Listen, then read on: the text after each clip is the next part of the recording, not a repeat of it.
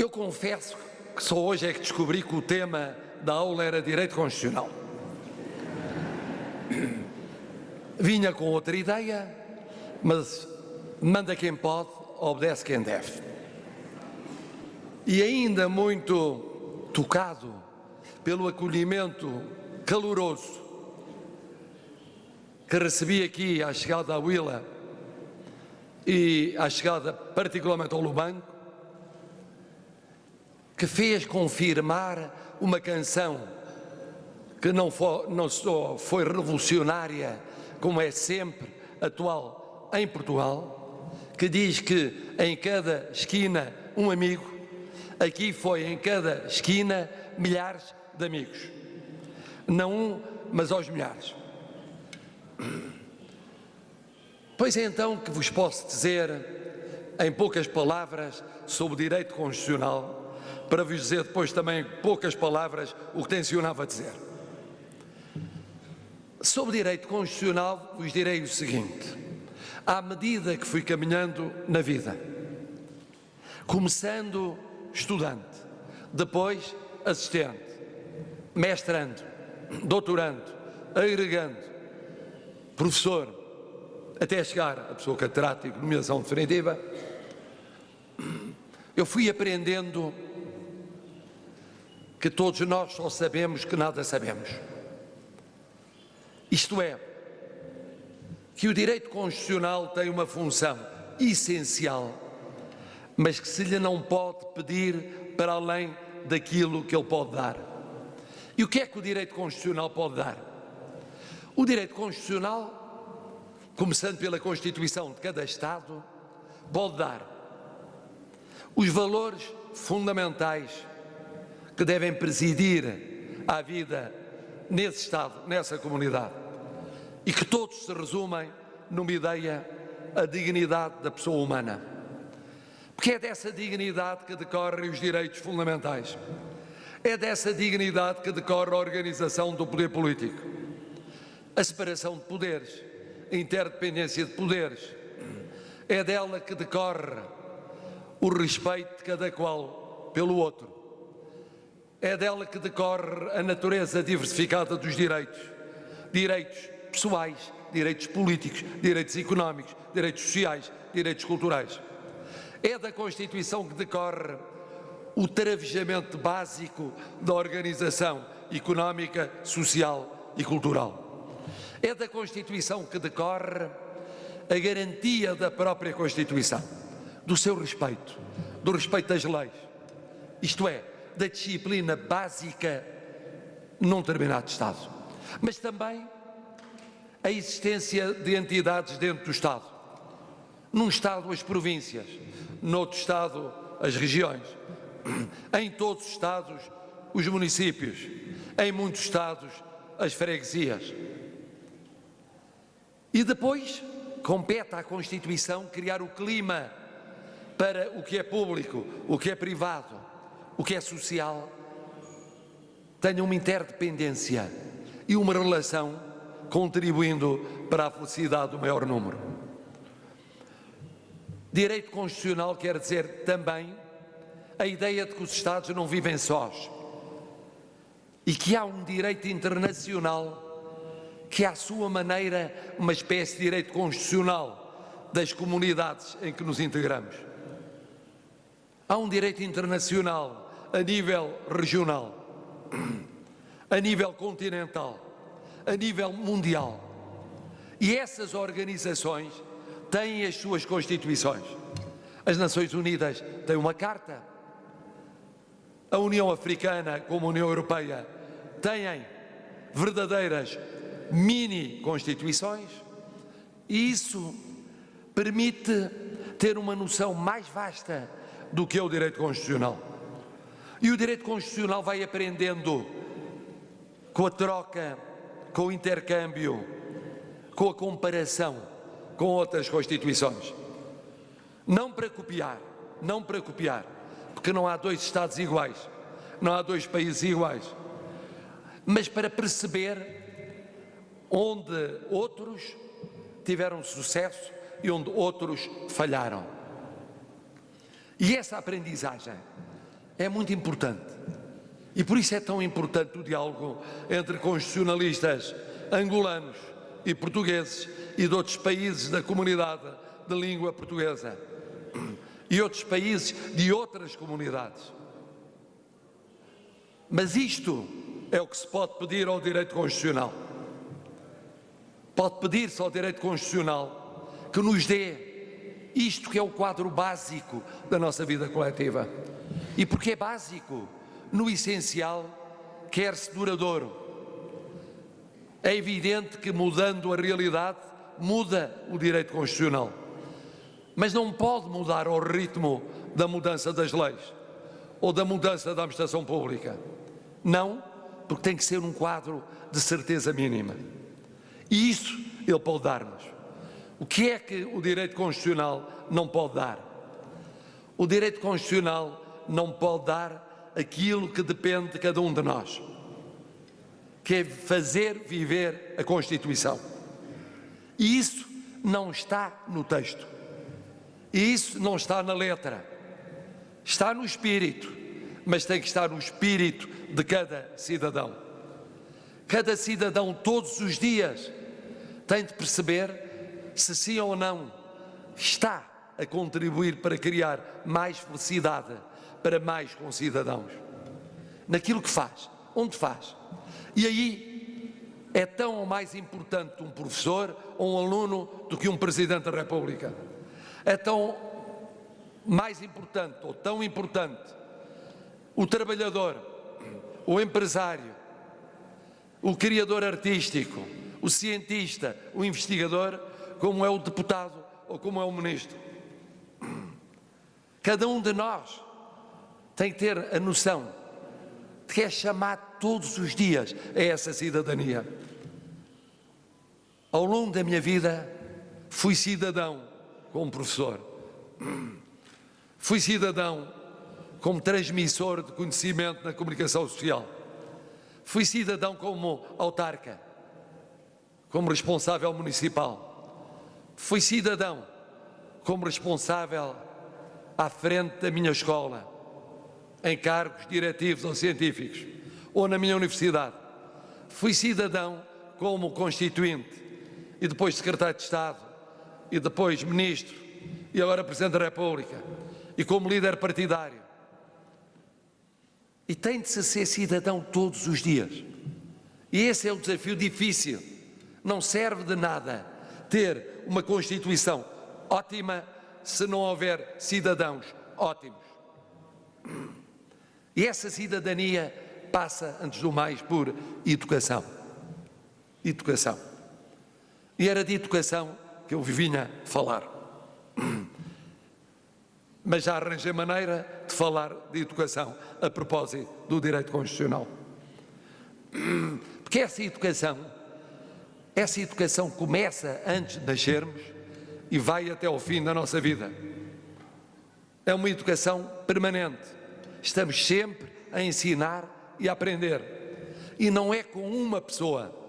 É uma educação permanente com centenas de pessoas, milhares de pessoas que se cruzam nas nossas vidas. Não é a educação só da escola, é a educação da escola da vida.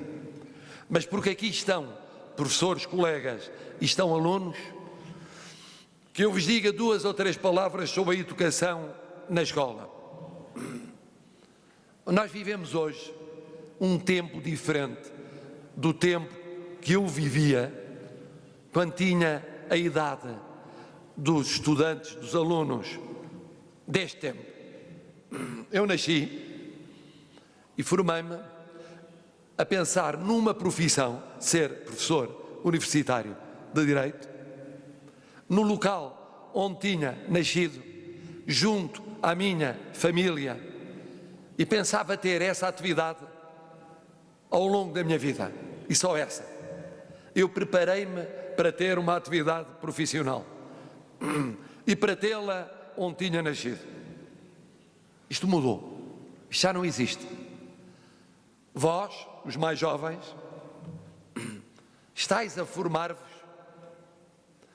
para nem é possível dizer quantas atividades sociais e profissionais ao longo da vida. E onde? Em toda a Angola, fora de Angola, por todo o mundo. É imprevisível. Um dos meus filhos formou-se em economia. Pouco tempo depois foi trabalhar para o Brasil. Do Brasil foi fazer um mestrado em Singapura e acabou em França. Foi trabalhar para uma empresa alemã e esteve a trabalhar em Itália e em Espanha antes de voltar para Portugal. Voltou para o Brasil. Teve filhos. Uma filha vive no Brasil. Os 4 mais velhos vivem na China.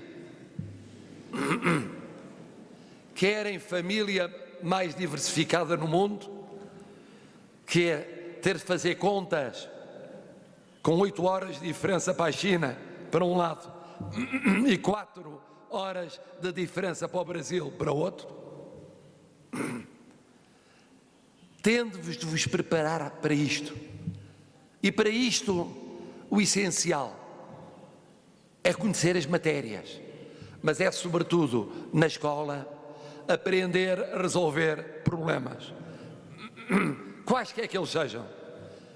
O que é que me interessa a mim? Que os meus alunos saibam uma lei que aprendem no primeiro ano e já está revogado no 4º, ou no 3º, ou no começo da vida profissional. Têm de saber lidar com qualquer lei, do seu país ou de outro país. E têm de saber resolver isso com a cabeça, mas sendo equilibrados afetivamente e não perdendo a capacidade de decidir. Eu tenho muitos colegas geniais, muito inteligentes, que são afetivamente desequilibrados. Tenho muitos colegas, digo colegas professores, que são afetivamente muito calorosos, mas muito pouco racionais. E temos aqueles que são afetivos e racionais, mas são decisófobos, são incapazes de decidir. Há que decidir qualquer coisa na vida e há 10 argumentos de um lado e 10 do outro, e fica uma vida inteira para decidir. Não decidem. Grande desafio, aprender a resolver problemas com este equilíbrio. Depois, aprender a comunicar. O vosso tempo futuro é o tempo da comunicação. De que nos serve sabermos muito se não conseguimos transmitir? Como aquele professor que é um investigador genial, mas ninguém percebe aquilo que ele está a pensar. Dá uma aula e a aula é caótica. Não fica uma ideia da aula. Uma. E comunicar com os instrumentos deste tempo. Comunicar com a língua própria, línguas universais importantes, com as tecnologias da comunicação, e depois saber localizar no tempo e no espaço. Como vão viver muito tempo e num espaço universal, têm de saber o que foi antes e foi depois, onde fica o quê, para não se perderem, e digerir isso, não serem só um somatório de fichas que se decora, memoriza, esquece para o exame seguinte, para a cadeira seguinte, para a prova seguinte. Preparados na vida para terem exames todos os dias, às horas menos previsíveis. Sei lá, vou dar um exemplo. Um antigo aluno meu, que estudou Direito, concorreu à carreira diplomática, é diplomata. Ele tem exames todos os dias, a todas as horas. Porque o Sr. Ministro dos Negócios Estrangeiros pode pedir-lhe um trabalho sobre um tema sem pré-aviso. Ou a Sra. Secretária de Estado. Não foi na hora marcada do exame, não foi no dia previsto, porque surgiu, teve de ser. Mas numa empresa é a mesma coisa. Vão ser chamados. E no tribunal a mesma coisa. E no ensino a mesma coisa. Não há 2 aulas iguais. Houve um ano, foi uma loucura, era novo, em 1986, em que eu aceitei dar não sei quantas disciplinas. E numa disciplina aceitei o turno da manhã, o turno da tarde e o turno da noite.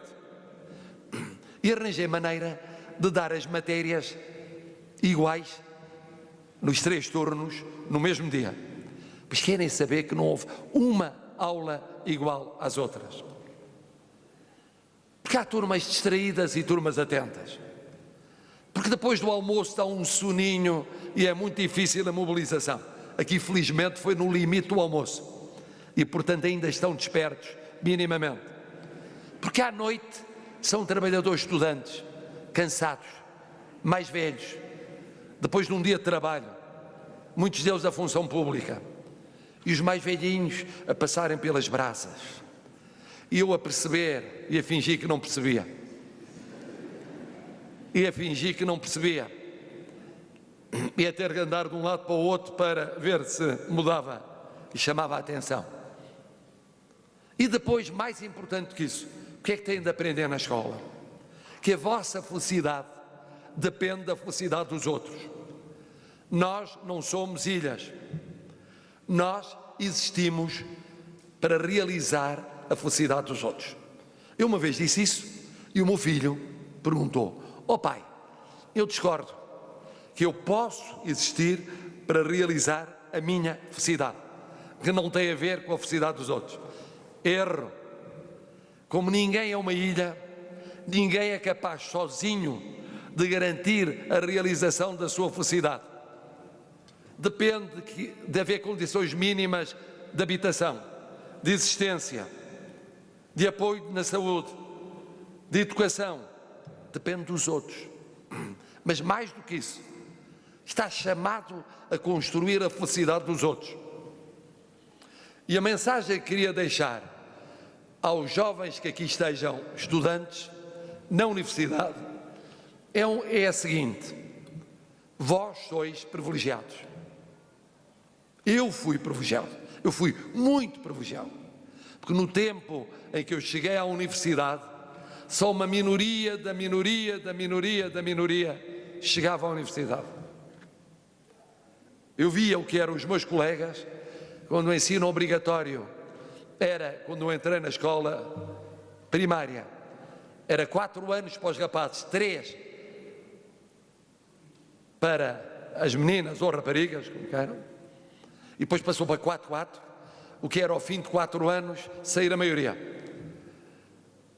E depois havia uma minoria que estudava mais 2 anos, depois outra minoria mais 3, depois uma minoria das minorias mais 2, e só a minoria da minoria da minoria da minoria é que entrava na universidade.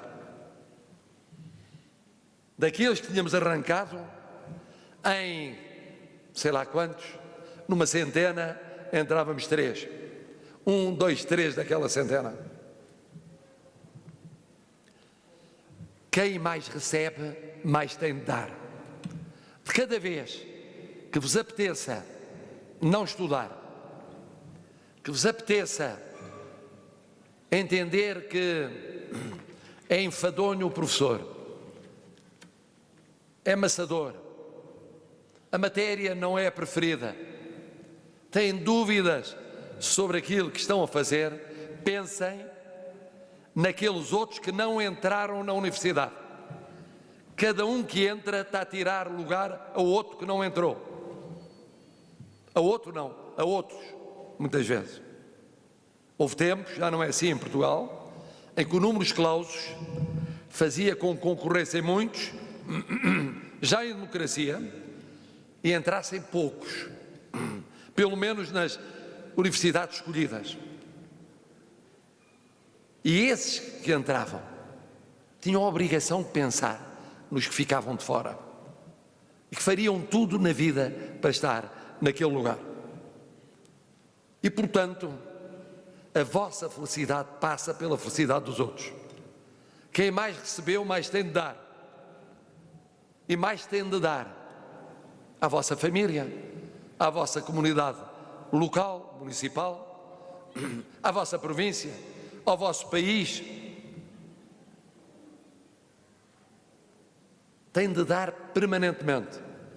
Isso é uma ideia que tem de estar na vossa cabeça, porque é para isso que se anda na universidade.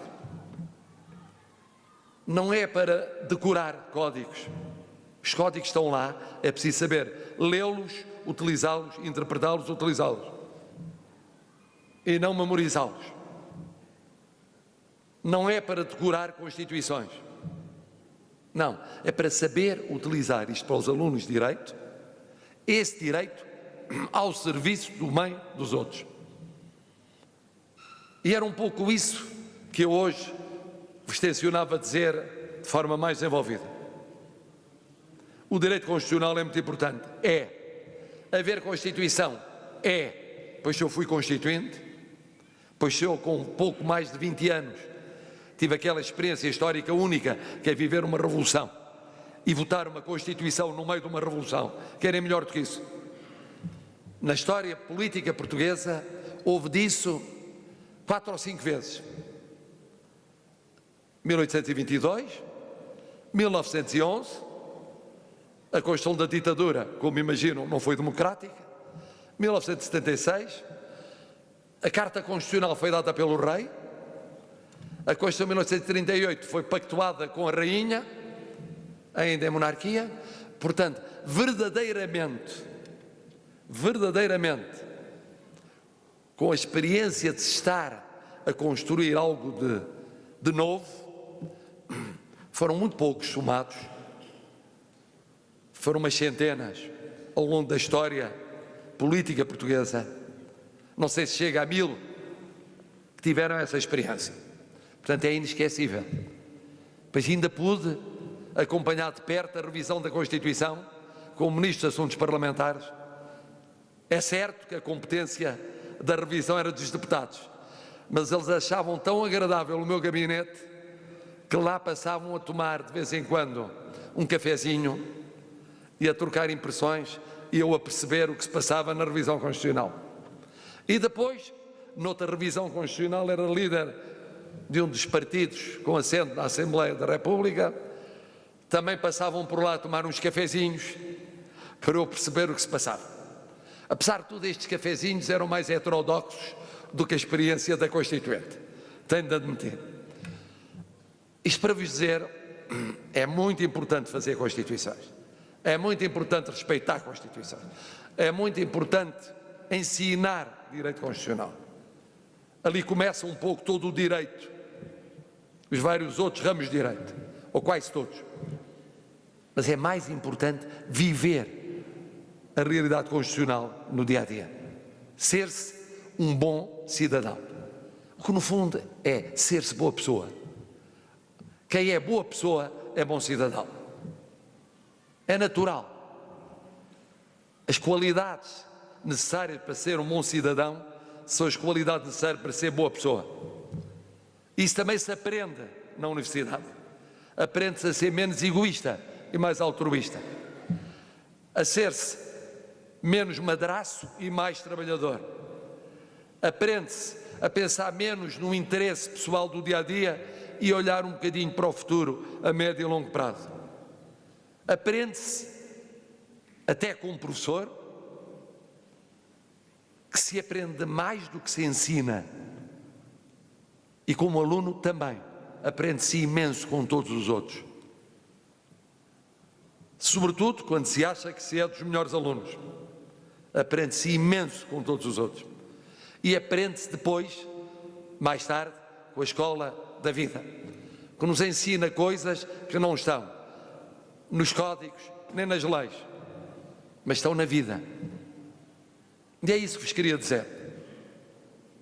Contribuam para uma Angola mais feliz, com angolanos mais felizes e mais angolanos cada vez mais felizes, que é o que nós portugueses tentamos fazer em Portugal, e em conjunto tentamos, angolanos e portugueses, tornar mais feliz uma fraternidade virada para o futuro. Muito obrigado.